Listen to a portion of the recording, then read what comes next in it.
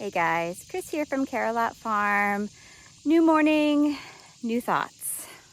This morning when I brought the minis in for their breakfast, right? I feed Sweetheart, I feed Rocky, and now I feed Lady, who is still separated from the rest. Well, this morning when I came to do so, Sweetheart came out of the stall with, again, that beard of bubbles, and she had a little bit of nasal discharge, and you could hear again that extra saliva kind of sloshing around in her throat. Not a great thing. But I also noticed that Snuggles here behind me, as well as Shenanigans, were also slobbery, which leads me to believe that that must be from Clover. Because we have a new mini on the farm, our little friend Lady back there, and because the grass is beginning to dry up, we've had at least two pretty dry weeks. I'd say very dry weeks. So with the extra horse and the grass that's drying up, on top of the fact that now we have sectioned off our back field because we're trying to get rid of all the weeds that could potentially be causing issues, not only are we down paddocks, but now we're playing like musical paddocks because I want everyone to get a chance to graze out here in the ring where there's a little more grass and clover, unfortunately, as opposed to being in the back that's pretty much dried up. With this rotational sharing of paddocks, the musical paddocks, I will say that Friday evening, hold on, let me think. Yes, it was Friday evening, I put my original four, Sweetheart, Snuggles, Rocky, and Shenanigans.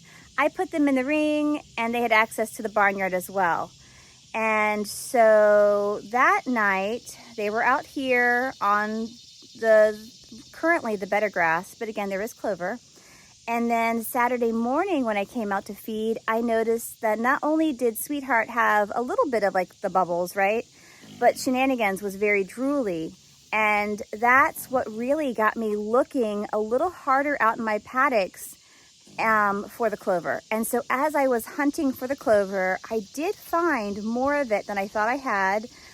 Because it's been grazed really low, it's a little harder to see, but I do in fact have clover. And this ring actually probably has the most amount of clover in it.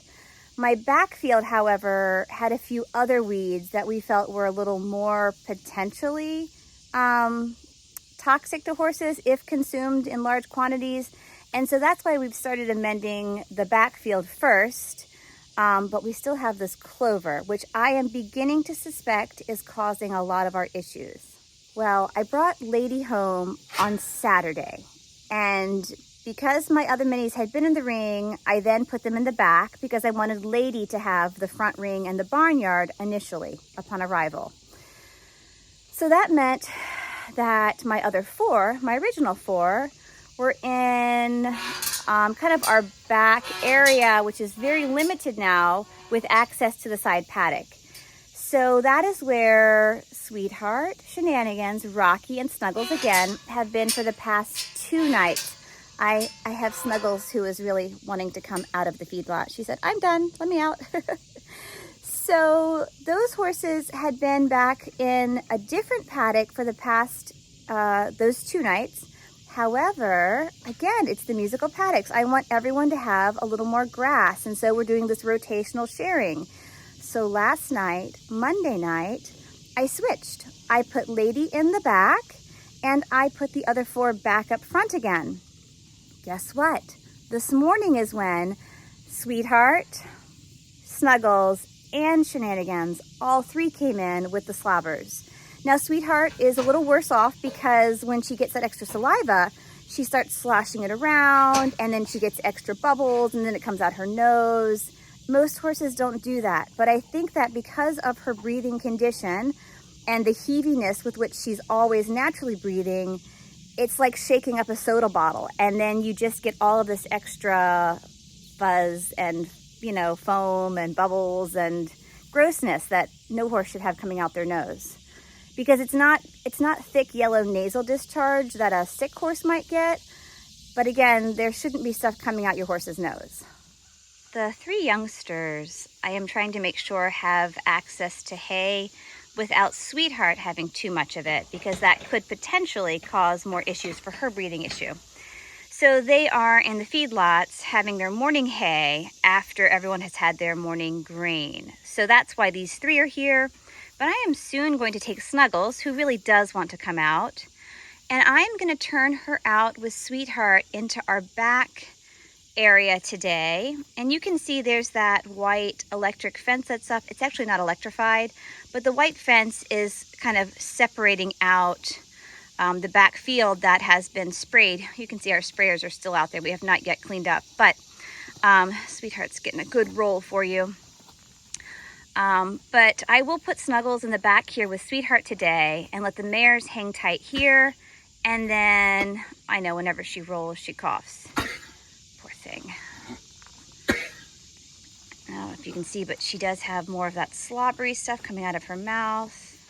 So as I was saying, you know, Sweetheart and Snuggles will be in the back off of the primary clover paddock that I am suspecting could be causing issues. And Shenanigans and Rocky will go out with Lady today. As I was out picking in the ring behind me here, I heard a little squeal. And when I turned around to see what was going on, it was a very quiet little squeal. I saw that Lady here in the stall, she's just been hanging out here this morning. She had received a little visit from Shenanigans and Rockstar. They were moving from the hay that's over here in the feedlots to this hay pile that I've put out for them here. And as they were crossing the barnyard, they stopped to say hi to Lady here. Shenanigans stuck his little nose in the stall. He was really trying to say hello, and she just kind of pinned her ears and squealed. And then being the good, you know, just kind-hearted little guy he is, he just walked away, you know. So he's really trying, and I really appreciate how gentle these little boys are. And, you know, they're not aggressive, they're not pushing the issue, and they're giving Lady the space that she clearly wants. So I'm pretty happy with that. Here we have our two little boys.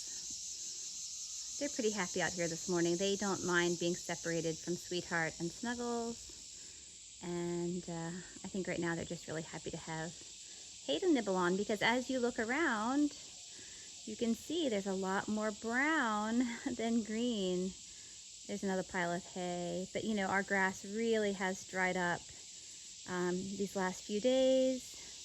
And a lot of what is still green is weeds, you know, so there's not a whole lot of quality, lush grass currently on the farm, but that's pretty common for the summer. Just to look at the ring here, you know, it's getting pretty sparse. So we do need to start feeding more hay, and I'll have to figure out what to do best with Sweetheart, whether I just moisten her hay or go to hay pellets. I'll have to figure that out. As we work here on the farm to rid our paddocks of other toxic plants and sort of noxious weeds, we have also realized that the morning glories that are growing on the back of our garden voluntarily are also not good for horses. So we are in the process of trying to pull all of the vines down off the fence, and then we'll come back and spray something at the ground level to try to attack the roots. But just be mindful, morning glories are not good for horses, guys. Here is a look at our lower side paddock. This is the newest paddock we opened for the minis. And this is what we would have considered up until the last week as being our lusher, greener, healthier paddock. But even this has really been burned up from the heat, and the horses have really grazed it down. So we are in big need of some rain. It's perfectly normal for your paddocks to do this in the summer, right? Because they burn up and because the grass isn't growing, it's all too easy for your horses to overgraze them. And with minis, we're kind of caught between this like rock and a hard place. Like, we want the grass to be short and not super tall and lush because we don't want them to be consuming too much. But if it's too short, sometimes it's richer. So it's striking that balance. But I will say that minis or no minis, our paddocks are definitely drying up. I would say they're a bit burned up at this point, and there really isn't much to eat for any kind of horse. After having lunch with a good friend last Friday, she is our local equine specialist at our feed and, garden store. She, equine nutritionist. I mean, she's got lots of great knowledge. And so I was talking to her about my mare and some issues we were having. I've talked to her about feed and what to feed minis before. But we got to talking about our paddocks, and that's where she was beginning to ask about some of the weeds that we might have potentially out here. And so when I came home, my homework was to look and see what was out here. And I did find some of those weeds that she mentioned being really mindful of, which is why we've now sprayed the 2,4-D on our back field. And you can see there's a big brown patch behind me. So we'll see. I mean, this whole field might just completely burn up on us and be nothing but dirt, but at least it will not be harmful. And then I'll have a dry lot. I'm only halfway kidding about the dry lot. I mean, it's never going to be total dirt out here, but there probably won't be much worth eating for quite some time. This is the weed that my friend was most concerned about. It is called white vervain. It looks like mint. It is in the mint family, but we have sprayed it and you can see it is wilted and beginning to turn brown. We don't want the horses to come out here though right now because this could actually be more enticing for them to eat. We want this to be completely crispy and completely dead before we put the horses back out here. When we sectioned off this lower field, we wanted to have access to our side paddock, which is why we have this small kind of barnyard area now that goes right over there to the run-in. And that way anyone who is using the back side paddock can also have access to shelter.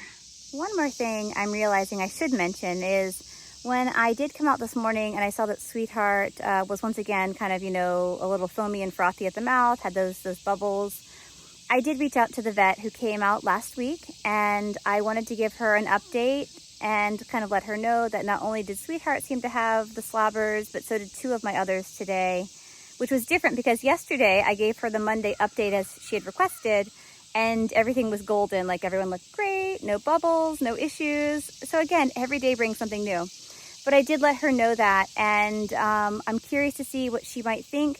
I did share with her yesterday my suspicion that perhaps Clover had something to do with this, and maybe it could be that Sweetheart is a little more sensitive, given her chronic airway condition, to the fungus. I think it's a fungus that grows on Clover, which causes the slobbers. So who knows? We're still trying to figure it out though. I hope you've enjoyed following us along today. You know, things are forever changing and we're always modifying things, and you know, just these little teeny nuances sometimes can make a big difference in a horse's experience. And so we're really, one, trying to get Sweetheart's allergies under control and really figure out the triggers and eliminate those as best as possible. 2, we're trying to remedy our Pasture so they're safer for all of our equine friends. And 3, we're in the process of trying to settle Lady in here on the farm. So again, there's just all of these little things that are happening and changing. So check back soon because I'm sure tomorrow might bring some changes. Have a great rest of your day. Bye guys.